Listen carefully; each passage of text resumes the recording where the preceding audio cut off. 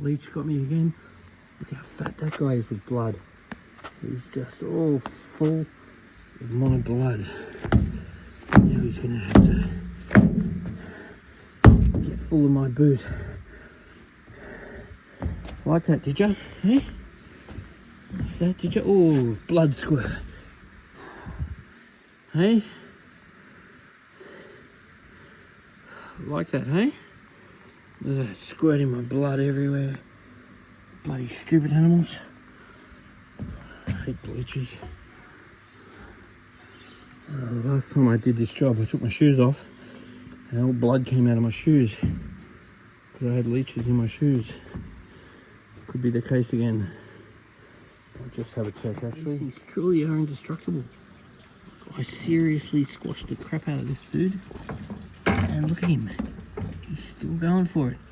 It's like the only way that you can kill him, you can't even cut him in half, is salt. American salt. So watch this. That's not enough. Wow, how is that possible? I could see where he was damaged.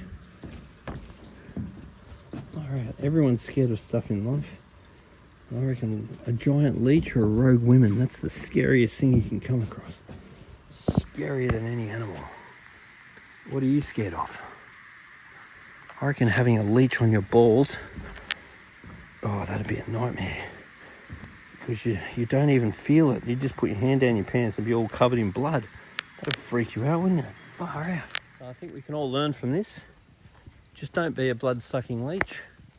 Pay your dues. Earn what you got to earn. Because if you do leech on people, you might get some blood out of them for a while, but eventually they'll kill you. People only put up with getting sucked on for so long. So the fishies are doing well in their little container. I'm just keeping them out nice and safe while I'm doing this big overhaul. Now I'm going to continue cleaning the spillway. Then I'm going to replace the UV sterilizer while I'm waiting for this pond to refill. Absolutely beautiful part of the world. Look at this, absolutely gorgeous. So anyway, us bushmen, to entertain ourselves and also to make our whereabouts known for animals and other bushmen or potentially nudists. We like to sing songs, and there's certain bush songs that us bushmen like to sing. Like a well-hung plowboy getting off of his horse and having... Oh no, it's a cowboy song, not a bushranger, not a bushman song. Now, one of the great advantages of a spillway is the amount of oxygen that the spillway puts in the water, because the trickling of the water like this exposes a very large surface area with zero surface tension and helps to create lovely oxygen-rich water for your fish. Okay, so this pump is intermittently turning off and on. Now, while it's on, I try and use this opportunity to give it a backflush. So it's on backflush, and then I just pump on this handle and see all the dirt come out. Once the dirt stops coming out, then I know it's nice and clean. But it turns on for a while and it turns off for a while. That's what's going on right now. So whether this pump needs replacing or we send it back to Awasa for a service, we'll need to get advice on that. I'm going to put a little bit of calcium carbonate rock, and this calcium carbonate rock will help ensure that the KH level of these ponds is not zero, because Sydney tap water typically has a high pH and a very low KH, whereas the fish, they need carbonate in the water. Also, rainwater will also have a very low KH. So being aware of KH and GH is very important. If you do have a pond system like this, definitely before you put fish in it or on a semi-regular basis, I bring a sample of water down to the store and a video of the system running. so we can assess the water and make sure the fish are going to be as healthy as possible. Because fish keeping is 50% water quality, 50% food quality. In the Australian bush there are various trees that can help us, can stop us getting bitten by things like mosquitoes. And if you know where to look, these natural resources can really make your life a lot more pleasant when you're not getting stung by mosquitoes all the time. I hate mosquitoes. So for now I've got the pump on and the UV off. So unless I get instructions from the owner to replace the pump, then I'll leave the UV off because I don't want the UV on without the pump running, because that can damage the inside of the filter. So for now, this filter is working better than nothing, but it's working intermittently.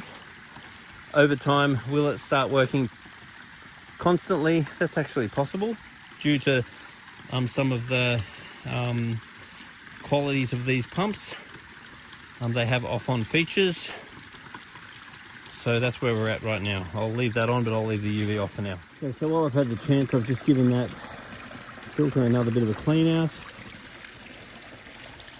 I've given that a bit more of a flush out. Now it should start clearing up pretty soon. All these ponds are now done. Just got to finish the bottom pond, and then I've got to treat all the water. Then I'll distribute the fish into all of them, and then I'll underwait for my next instructions from the owner. So far so good. So pretty much since yesterday, I've decided to give these filters a clean again, and as you can see, they're completely clogged again. So that's very normal. After you do a big clean and you disturb everything, all this crap's going to end up in the filter. So various products like sludge remover helps to break this stuff down over time, but this is something to be aware of. If you're going to do a big clean, you need to do a series of filter cleans, otherwise your filter is going to clog up, and then that's going to defeat the purpose. So as you can see, it's got this bad just in days. Now look how beautiful these pumps are working now. So if we see this surface agitation decreasing, that means that we need to clean the filters, because the filters will clog up. So that's something we want to keep an eye on. And always having surface agitation visible is very important, because this is one of the easiest ways to see when your filter needs cleaning. If this reduces or stops, it's clean filter time. In Australia, we're very lucky where we live. It's an absolutely beautiful country.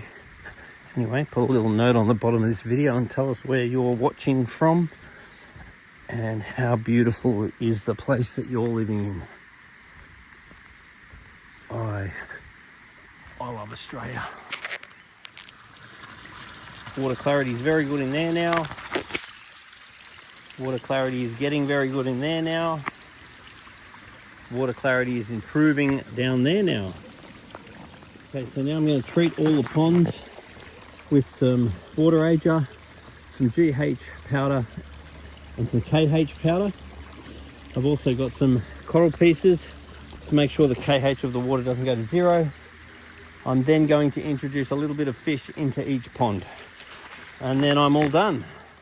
So the owners are moving out of this absolutely spectacular property, and I bet you there's heaps of stuff they're really going to miss living in such a spectacular area. But one thing that I bet they're not going to miss is the leeches. Who hates leeches? So now the ponds are all up and running. It's really important that whenever we do water changes, we consider placing a little bit of GH salt.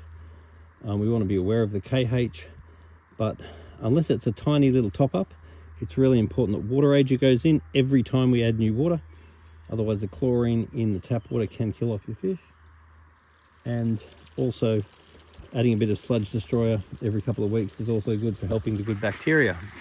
Now you can see that filter's come on again, because while I'm here it comes on for a while, it goes off for a while, which means the filter's definitely going to do better than nothing. But I'm hoping that over time, as the pump gets confident that it's in the water and happy, it stays on.